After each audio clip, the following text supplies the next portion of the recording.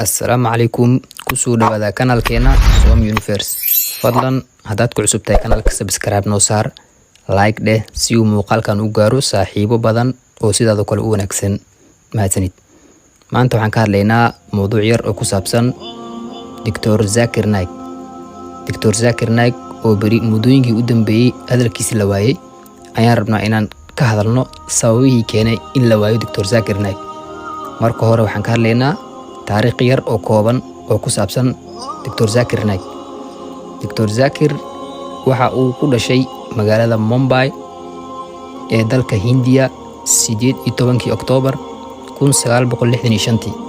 Waxbarashadiisa laga soo bilaabo dugsiga hoose ilaa iyo jaamacad wuxuu ka dhigtay isla magaaladaas, halkaas oo uu markii dambe kaga baxay jaamacadda Mumbai University of Mumbai, halkaas oo uu ka qaatay Bachelor of Medicine ama af Carabiga loo yaqaano Adib wal Jarraax. 1991 Dr. Zakir waxa uu bilaabay inuu ku shaqaysto daweynta dadka, waxayna ahayd sanadkii uu dhidibada u taagay ururkiisa ama macadkiisa Islamic Research Foundation. Dr. Zakir waxa uu sheegay inuu dhiirigelintii ugu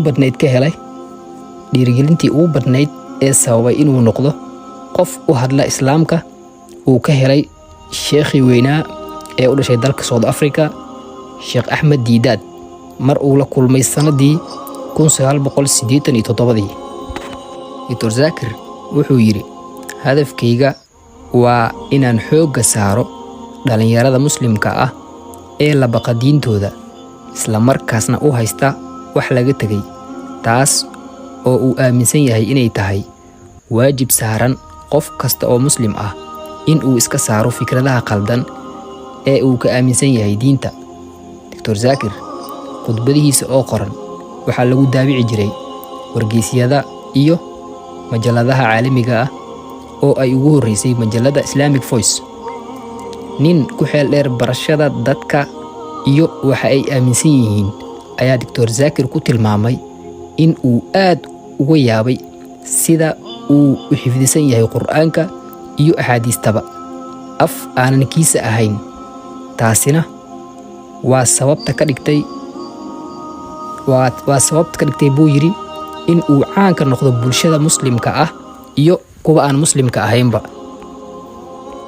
Haddaba halkee ayuu ku dambeeyaa Dr. Zakir maadaama labadii sano u dambeysay ay aad u yaraadeen dhaqdhaqaaqiisa, ha ahaadaan muxaadarooyinkiisa ama isku soo baxyadii oo lagu niqaashi jiray doodaha diinta ku saabsan, isigoona la niqaashi jiray dadka aan islaamka ahayn.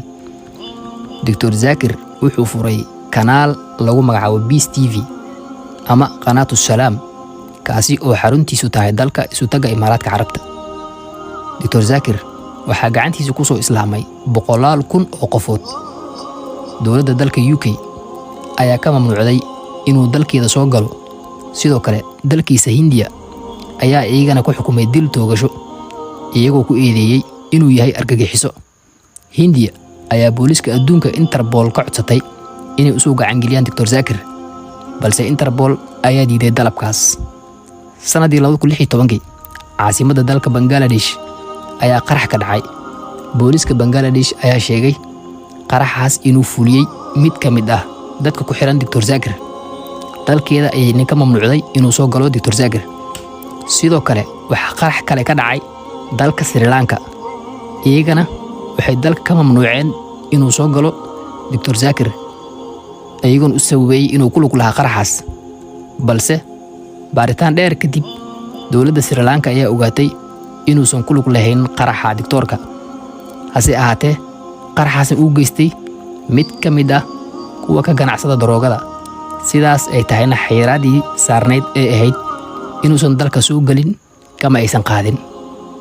Xaaladda ayaa ku adkaatay Dr. Zakir, wuxuuna u cararay dalka Malaysia sanadii 2019. Halkaas ayuuna ka sii waday dacwadiisa faafinta diinta islaamka ahayd. Muxaadarooyin qaar ee uu jeediyay ayaa keentay inay ka caroodaan dadka aaminsan diinta Buudiyiinta ee inta badan ku nool dalka India, iyaguna dacwad ka dhan ah u gudbiyeen dowladda Malaysia iyagoo ka codsaday inay dalkiisa dib ugu soo celiyaan maadaama dowladda Hindiya ay doonayso in la soo gacan geliyo. dowladda Malaysia ayaa Dr. Zakir u diiday inuu sii wado faafinta dacwada islaamka iyo muxaadarooyinkiisa ku saabsanaa in la soo baxo oo la doodaha ku saabsan diinta. kulamada iyo muxaadarooyinka uu qaban jiray ayaguna diiday inay Hindiya u gacan geliyaan Dr. Zakir. halkaas ayuuna ku sugeen Dr. Zakir isagoona wax dhaqdhaqaaq diimeed samayn karin. mowduuceen intaas ayuu ku egyahay. intaan mowduucan mid lamid ah ku kulmi doono.